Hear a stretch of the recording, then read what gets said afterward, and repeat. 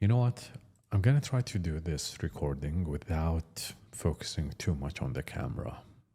Anybody who has done this probably knows it's not easy to talk to a lens. So I'm gonna try to trick myself into thinking that there isn't even a lens. I'm just gonna be talking to you. Hey, how's it going? It's been ages.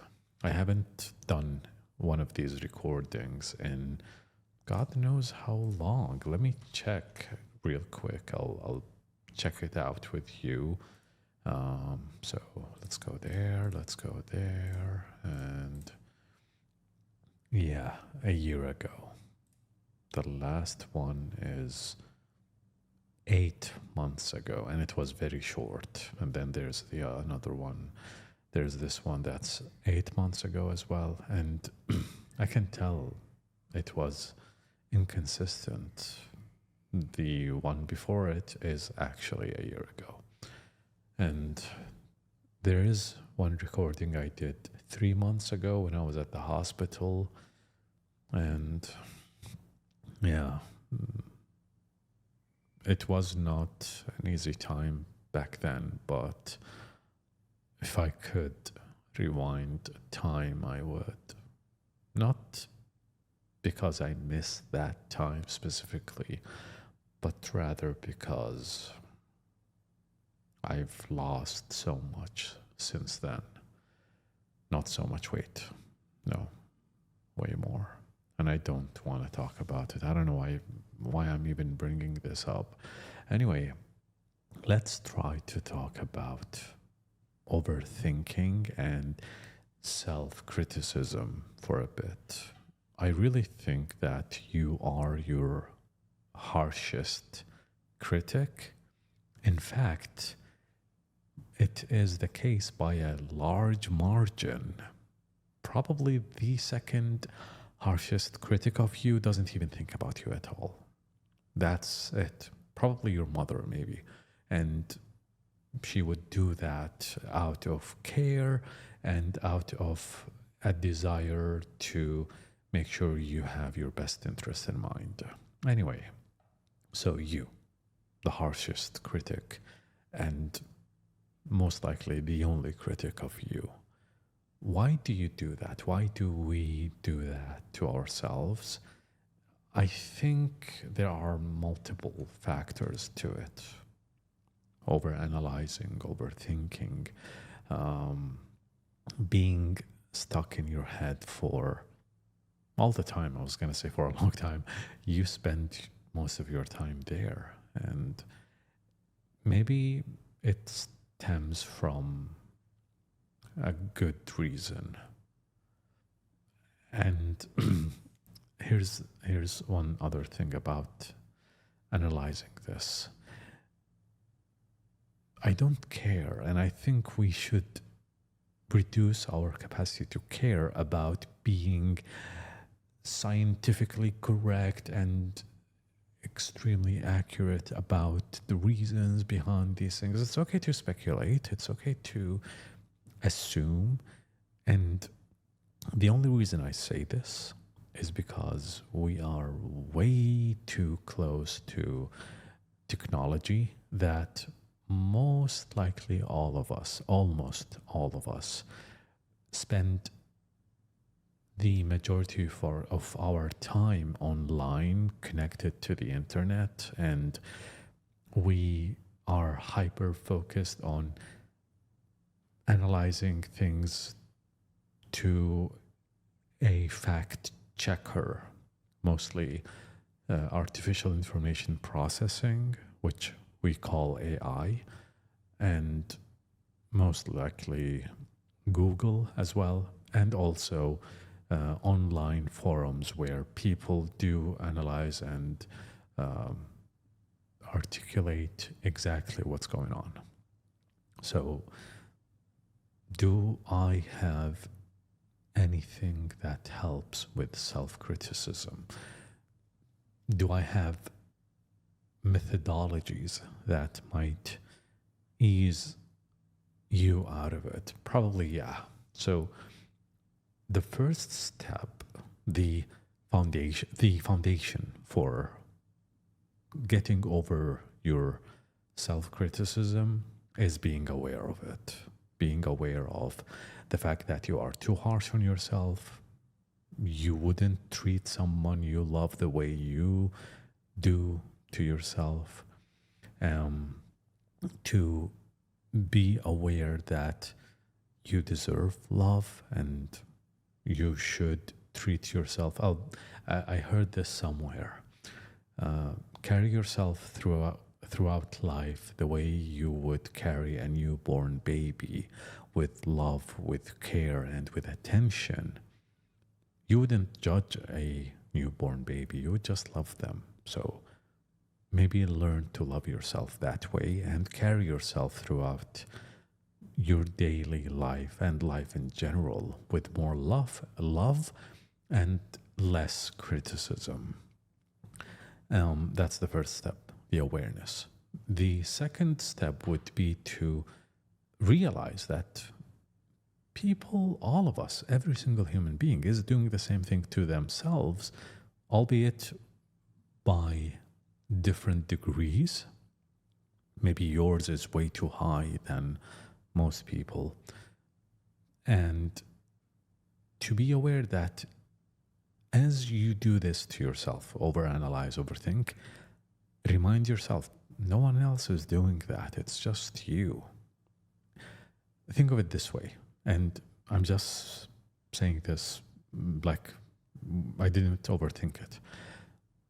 People probably want to think about you the least amount possible. Like they want to spare the least amount of thoughts on you before they pull it back from you.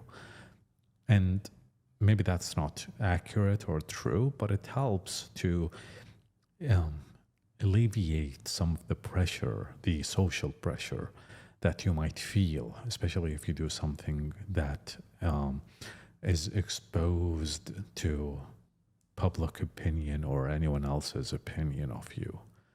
And another thing that I think of that might help is to allow yourself to not be perfect. And hear me out. You're aware you're not perfect. Every one of us is aware of this, that they are not perfect. But what I mean is, do not wait to be fully prepared and to be in your very best state before you do something. And I'm not saying just struggle and be a mess and step out of the door barely wearing your shirt on. No.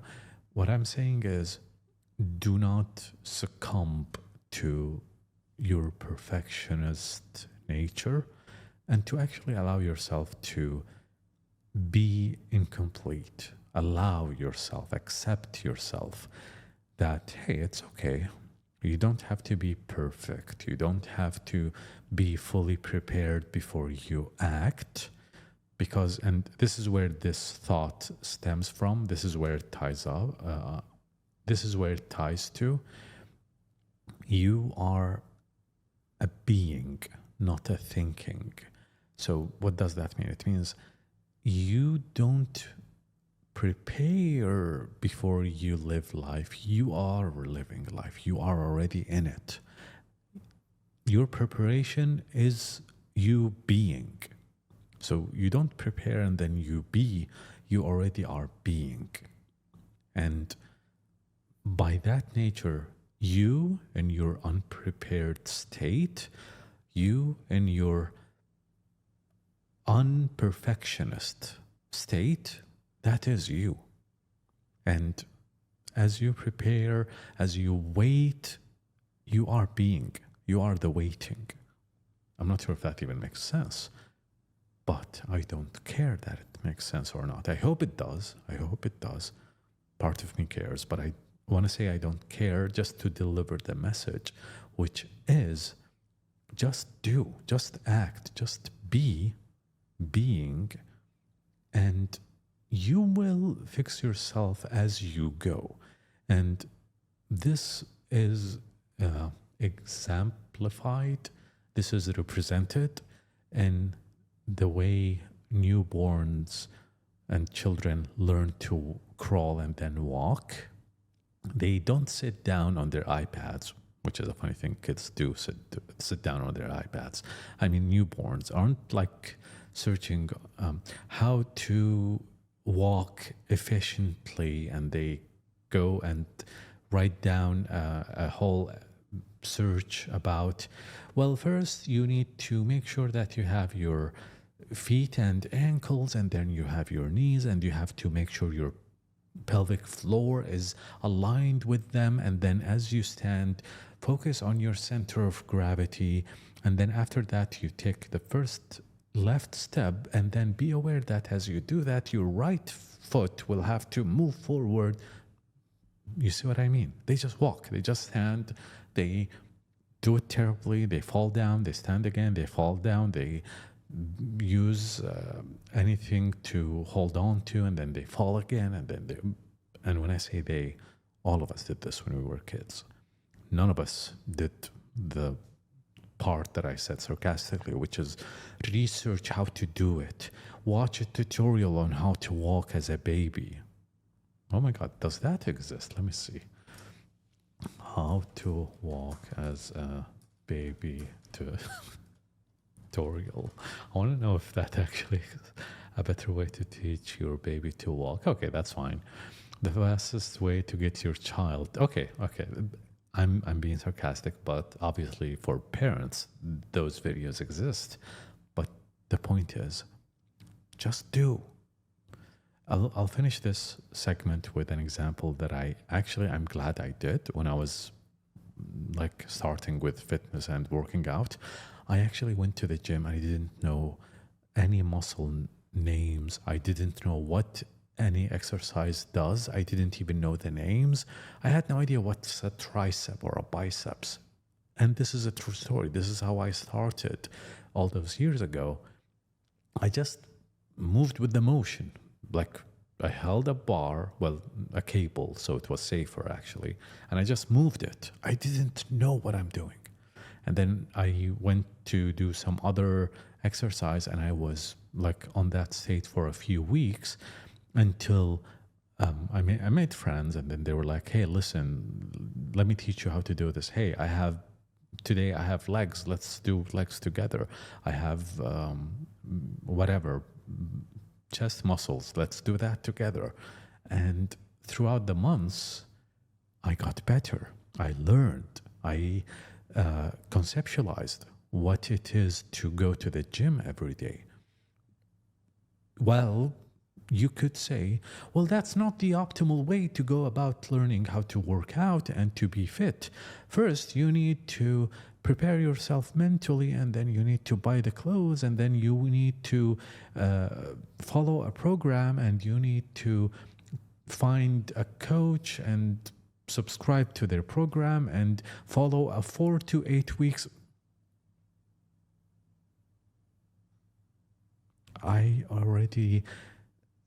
The time that it would have taken me to prepare, I've already gained experience of 3 months or whatever of actual working out. And this is maybe the fourth. I don't know how many points I've made so far.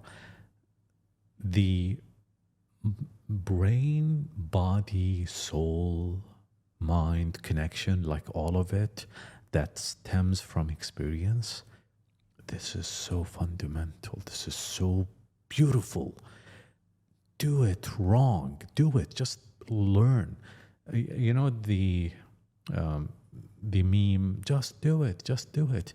It's funny when it first came out, but it's true. Just do it. The actual doing teaches everything about you, your neurology, your body, your mind, your eyes, like so many thousands and million things in you, in your existence, how to do subconsciously. You're not even aware that you're programming and learning and doing these things with yourself. And just do it badly. You don't have to do it perfectly. You don't have to do it right. Stumble, mess up, say the wrong thing, and learn. and is it the fifth point now or sixth point is to be open to learning. Be open to being aware that your past self is built on mistakes and learning. What does that mean? Let's use this video as an example. This is such a messy video that I'm recording, or speech, or whatever. I can guess that in the future, this will be something that I will look back to and think is wrong, and I could have done it 1,000 ways better. But that's the thing. It's a foundation that the future knowledge is built on. So it's okay. Do it wrong. Do it not optimally and learn from that. But the learn from that part comes automatically. You will learn because you've done it. You do and you do and you do, and then you learn. And yeah, honestly, I wasn't even planning to record this. Let me see. Okay, so roughly 15 minutes of recording. I was not planning this. I just hit record. I wanted to test the microphone because I have not used it in a very long time. And we got this recording. So good luck to you. And if you've actually listened to this, thank you. And I hope you have a beautiful day.